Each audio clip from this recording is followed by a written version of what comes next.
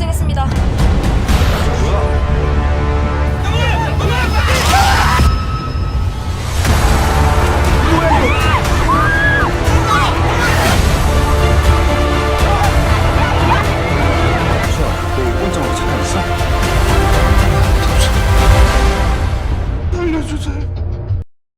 አንድ የአሳማ አቅራቢ የጭነት መኪና ወደ ለይቶ ማቆያ ቀጠና ሲገባ ወዲያውኑ በበጎ ፈቃደኞች ተከቦ የጸረ ተባይ መድኃኒት መረጨት ይጀምራል። ሹፌሩም ስለ ሁኔታው ሲጠይቅ ከበጎ ፈቃደኞቹ አንዱ ለጥንቃቄ ብቻ እንደሆነ ይመልስለታል። ምንም እንኳን ከባድ ነገር እንዳልሆነ ቢናገሩ ሹፌሩ ግን በእያንዳንዱ ጊዜ እነዚህ ፍሳሾች አሳሞችን ስለሚያበላሹ ተናዶባቸው ነበር። መኪናውንም ይዞ ከመቆጣጠሪያው ኬላ ሲርቅ ስልኩ መጮህ ይጀምራል። በዚህ ወቅትም ስልኩን ለመያዝ ሲንጠራራ ሳያስበው ከአንድ ጠንካራ ነገር ጋር ይጋጫል። በፍጥነትም ከመኪና ወርዶ አንድ አጋዘን ገጭቶ እንደገደለ ያያል። የጭነት መኪናውንም እንዳልተጎዳ ካረጋገጠ በኋላ በፍጥነት ከአካባቢው ይሸሻል። ሹፌሩ ከሄደ ከጥቂት ጊዜ በኋላም አጋዘኑ ይንቀሳቀስና በድንገት ወደ ህይወት ይመለሳል። ነገር ግን አይኖቹ አንዳች የሚረብሽ ነገር እንዳለ ያሳያሉ። በሌላ በኩል ደግሞ አንድ የገንዘብ አስተዳዳሪ የሆነው ሳክ የተባለው ሰው ከደንበኛው ጋር ስለ አክሲዮንና የኢንቨስትመንት ስልቶች እየተወያየ እንመለከተዋለን። ከውይይቱ በኋላም አንድ የዜና ድረገጽ ላይ በአንድ የውሃ ማጠራቀሚያ ውስጥ ስለ አሳዎች መሞት የሚገልጽ ዘገባ ይመለከታል። ከዜናው በኋላም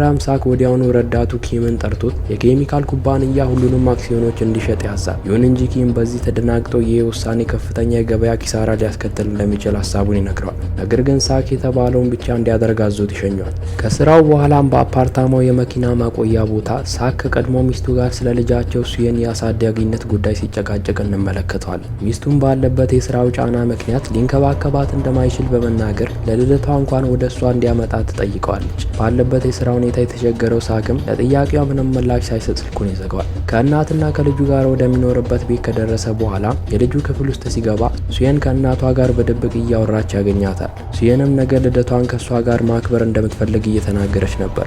ሳክ መብራቱን ሲያበራም ስልኩን በፍጥነት ትዘጋለች። ለሱየንም ነገ ልደቷን ለማክበር ስራ እንደበዛበትና ነገር ግን ለዚህ ካሳ ሲል በሚቀጥለው ሳምንት እናቷ ወደምትኖርበት ወደ ቡሳን ከተማ ይዟት እንደሚሄድ በቀስታ ቃል ይገባላታል።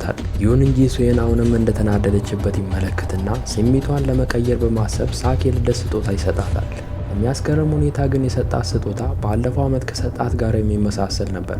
ሱየን ለእሷ ምርጡ ስጦታ ነገ ወደ እናቷ ጋር መሄድ ብቻ እንደሆነ ትናገራለች። ከዚህ በኋላም ሳክ ልብሱን እየቀየረ ሳለ እናቱ ብቅ ብላ ለሱየን ደስታ ሲል ከሚስቱ ጋር ተነጋግሮ እንዲታረቅ አሳስበው ዛሬ ትምህርት ቤት ውስጥ የግጥም ዝግጅቷ ላይ ባለመገኘቱ ሱየንን እንዳሳዘናት የሚያሳይ ቪዲዮ አስቀምጣለት ትሄዳለች። ሳክም ቪዲዮን ሲመለከት ሱየን እሱ ባለመገኘቱ በግልጽ እንደተበሳጨችና በዚህም የተነሳ የግጥም ንግግሯን እንኳን እንደረሳች ያያል። ይህም ምን ያህል ልቧን እንደሰበራት በመገንዘብ በማግስቱ ወስኖ ከሱየን ጋር ወደ ቡሳን ያቀናል። በመንገዳቸው ላይም ሳክ ምንም አይል እንኳን መሰናክሎች ወይንም ፈተናዎች ቢኖሩ ማንኛውንም ስራ በፍላጎት ስለማከናወን የህይወት ትምህርቱን ያካፍላታል። በንግግሩ ተጠምዶ ሳለም ከጭነት መኪና ጋር ሳይጋጭ ለጥቂት ይተርፋል። ሁኔታውንም ተረጋግተው ሲመለከቱ የእሳት አደጋ መኪኖች በተከታታይ ሲያልፉና አንድ ህንፃ ደግሞ በእሳት ሲቃጠል ያያሉ። ከዚህ በኋላም ብዙም ሳይቆይ ሳክና ሱየን ወደ ባቡር ጣቢያ ደርሰው ባቡሩ ላይ ይሳፈራሉ። ኦፕሬተሩም ለጉዞ እንዲዘጋጁ ካሳወቃቸው በኋላ ወደ መቆጣጠሪያው ቦታ ያመራል። ተመሳሳይ ጊዜ አስተናጋጆችና የጣቢያ ሰራተኞችም ሁሉንም ነገር ለጉዞ መዘጋጀቱን ያረጋግጣሉ። በባቡሩ በአንደኛው ፍርጎ ውስጥም የቤዝቦል ቡድኖች ተቀምጠው ሳለ ሳያስቡት አንዲት ቆንጆ ጓደኛቸው መጥታ ትቀላቀላቸዋለች። ሁሉም በጉጉት አጠገቧ ለመቀመጥ ሲሯሯጥ እሷ ግን ያንጎ የተባለ ጓደኛው አጠገብ ጋር ትቀመጣለች። በሌላ በኩል ደግሞ ሳክ ለኪም ከምሳ ሰዓት በፊት እንደሚመለስ ሲነግረው በተመሳሳይ መልኩ ደግሞ ሁለት እህትማማች አሮጊቶች ከአጠገባቸው ተቀምጠው እንመለከታቸዋለን። በዚህ ወቅት ግን አንድ የጣቢያ ሰራተኛ ሰዎች ወደ ተሰበሰቡበት ቦታ እየተመለከተ ትኩረቱን ሲያጣ በከባድ ህመም የተሰቃየች አንዲት ልጅ ሮጣ ወደ ባቡሩ ትገባለች። በሰውነቷ ላይም የሚረብሹ ጠባሳዎችና የንክሻ ምልክቶች ይታያሉ። ባቡሩ ጉዞን እንደጀመረም ሱየን አንድ ሰው የጣቢያውን ሰራተኛ ሲያጠቃ ትመለከታለች። ተመሳሳይ ጊዜም ያንግ የተባለው ሰው አንድ እንግዳ ለማኝ ለረጅም ጊዜ በመጸዳጃ ቤት ውስጥ ተቀምጦ እንደነበረ ለአስተናጋጁ ይናገራል። ይህን የሰማችው ሱየንም ጉዳዩን ለማጓጉታ ምን እየተካሄደ እንዳለ ለማየት ትሄዳለች።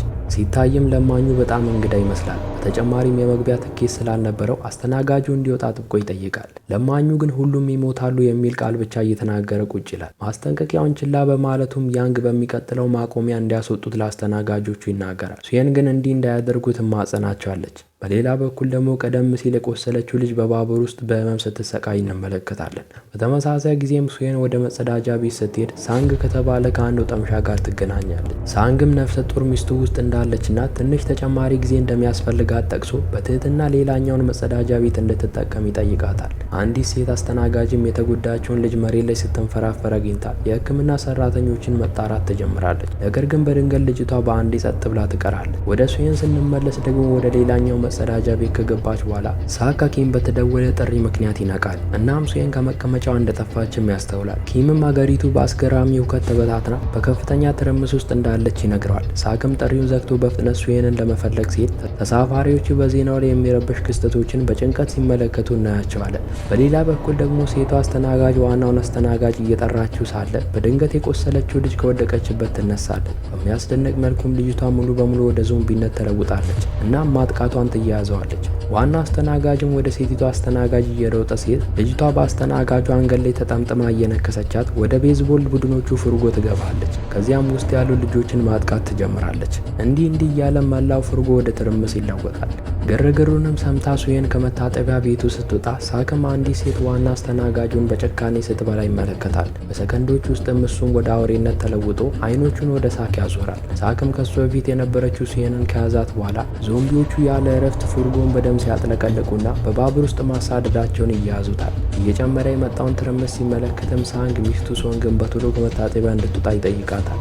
ከዚያም እንደወጣች አንድ ዞምቢ አንዲት ልጅ በጭካኔ ሲነክሳት ይመለከታል። ሳንግም ልጅቷን ለማዳን ሲሄድ ዞምቢው ባልተጠበቀ ሁኔታ ወደሱ ይዞራል።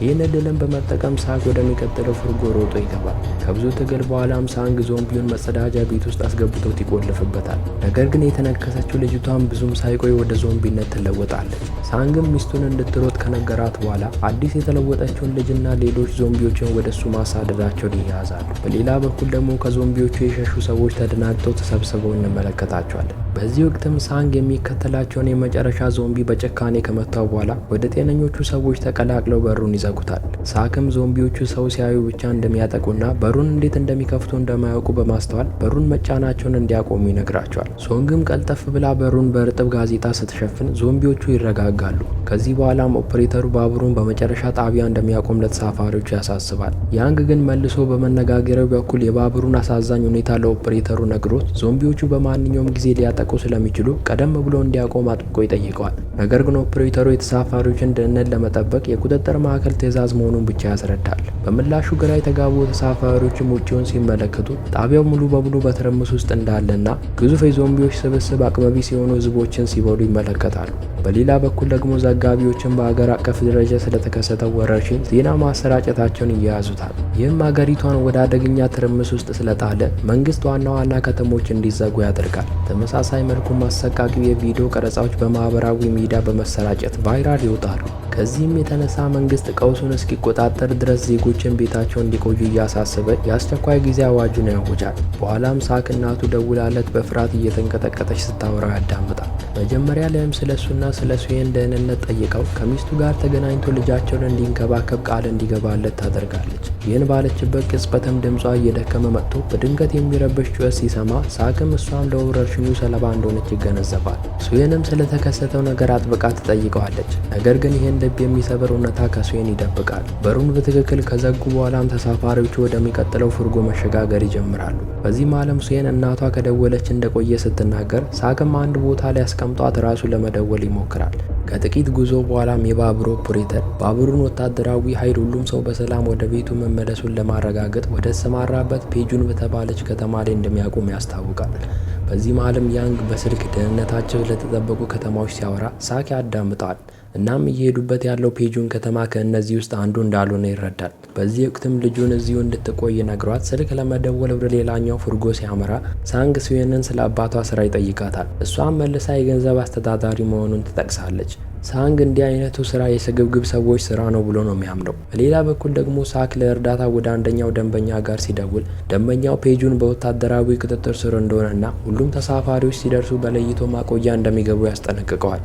ሳክ ግን ወደ ለይቶ ማቆያው ላለመግባት ሲል ደንበኛውን ሌላ መውጫ መንገድ እንዲፈጥርለት ይማጸነዋል። ደንበኛውም በዚህ ተስማምቶ ከባቡሩ ሲወርድ ዋናውን መውጫ ትተው በምስራቅ በኩል ባለ በር እንዲያመልጥ ይመክረዋል። ሳክም ለድጋፉ አመስግኖ ሊሄድ ሲል ለማኙ ከመቀመጫው ጀርባ ተደብቆ በፍርሃት ሲንቀጠቀጥ ይመለከተዋል። ብዙም ሳይቆይ ባቡሩ ፔጁን ጣቢያ ይደርሳል። ነገር ግን አካባቢ ባዶ ከመሆኑ በተጨማሪ ሊረዳቸው የሚመጣ ምንም ወታደራዊ ኃይል አልነበረም። ባቡሩ ከቆመ በኋላም ያንግ በድፍረት ከሌሎቹ ቀደም ብሎ ይወጣል። በመቀጠልም ሳክና ያንግ ከሌሎቹ ተሳፋሪዎች ጋር በመሆን በጥንቃቄ ይከተላሉ።